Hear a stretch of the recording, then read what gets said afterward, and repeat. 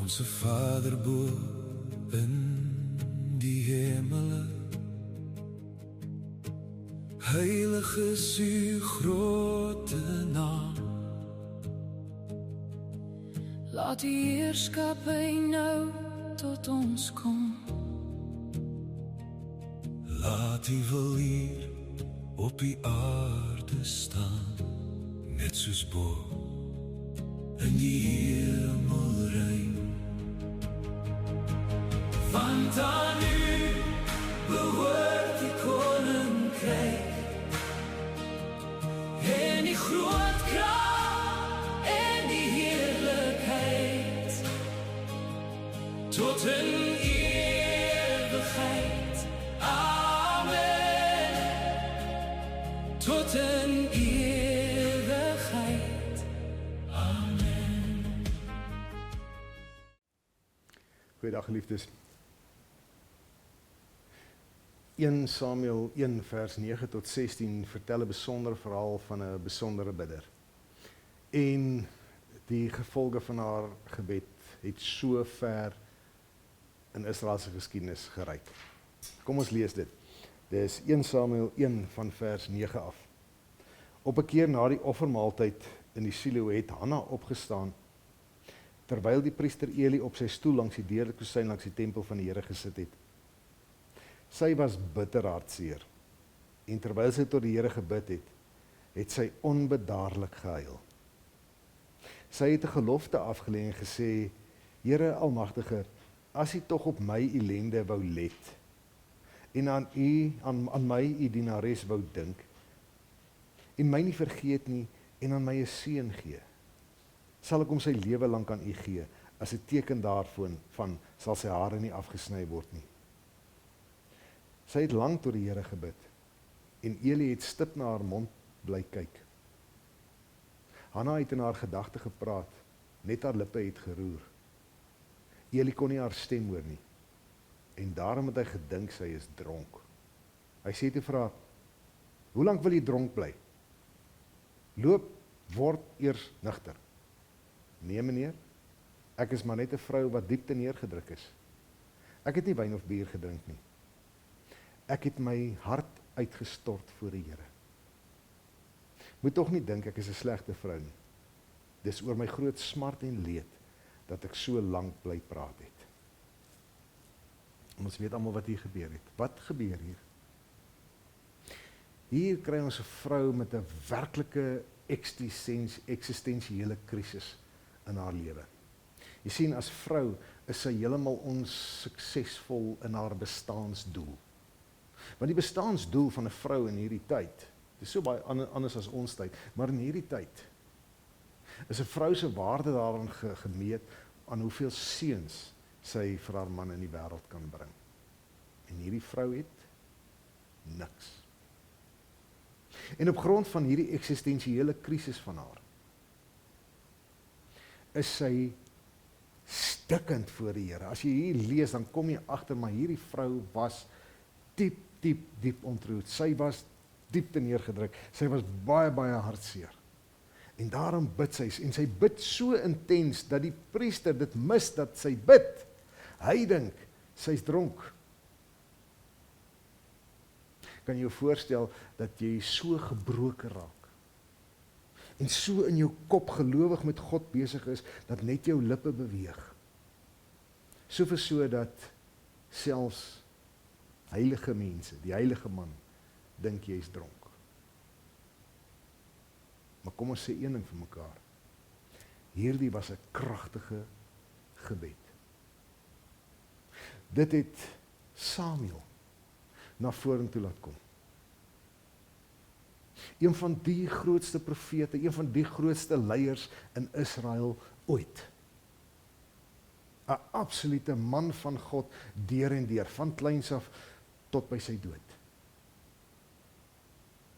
Dit was die produk van hierdie intense, kragtige gebed. Maar hier lê die ding.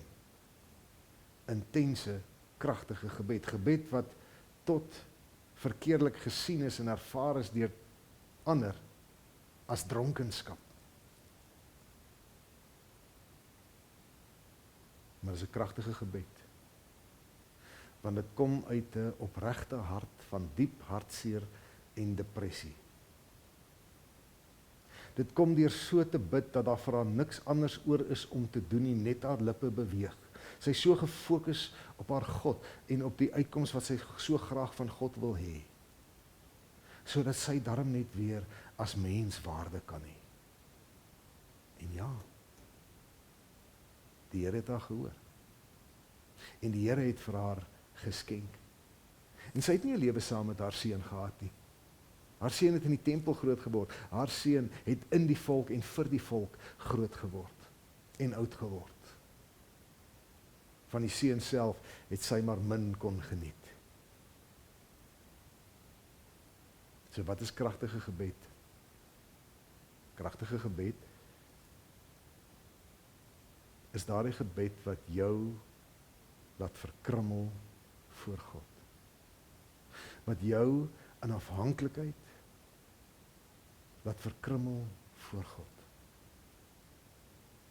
Waar jy absoluut weet dat daar vir jou geen ander uitweg is as by God. Dis nie 'n terloopse skietgebedjie nie. Dis nie 'n vergete gebedjie vanaand voor ek gaan slaap of môreoggend wanneer ek wakker word nie. Dis 'n doelbewuste, intense verkrummeling voor God. Sodat dit selfs na dronkenskap lyk vir ander mense. Dis nie om vir God opdrag te gee nie.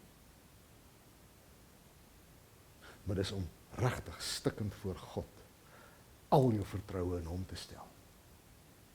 Dit is kragtige gebed. En daarom sê ek ook altyd vir mense, jy moet alles wat in jou lewe gebeur, in verband bring met jou gebedslewe. Want God beantwoord nie altyd soos ons vir hom voorsê nie, want ons is so bereid om dit te doen.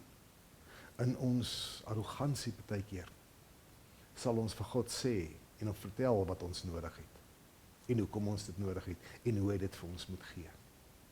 En dan kry ons nie, en dan is ons die mekaar. Maar was jou gebed werklik in verkrummeling, afhanklik, eerbiedig, intens voor God? Mag jou gebedslewe 'n nuwe intensiteit bereik voor jou God. Verkrummel maar voor hom. Hy is die een wat hoor. Shalom. Want aan u behoort die koninkryk en die groot krag en die heerlikheid tot in ewigheid. Amen. Tot in ewigheid. Amen.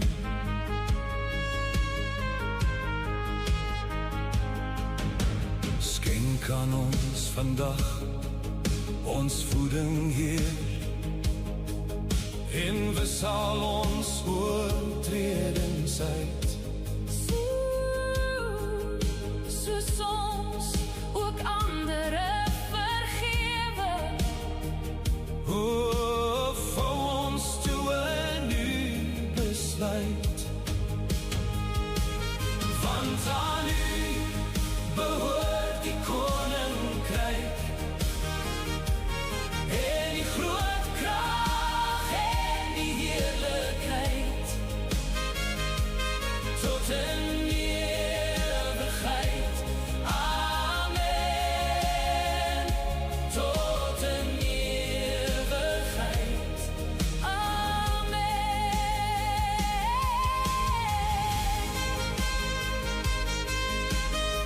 En bewaar ons van die sware versoekings.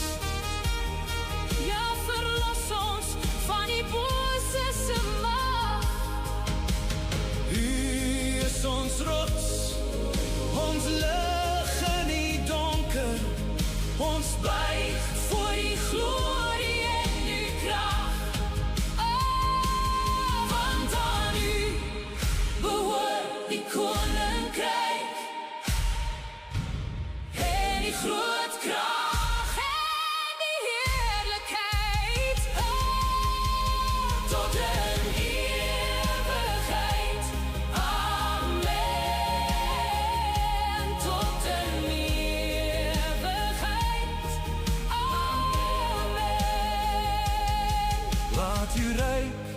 nou kom, U wil sal hier geskied. Amen.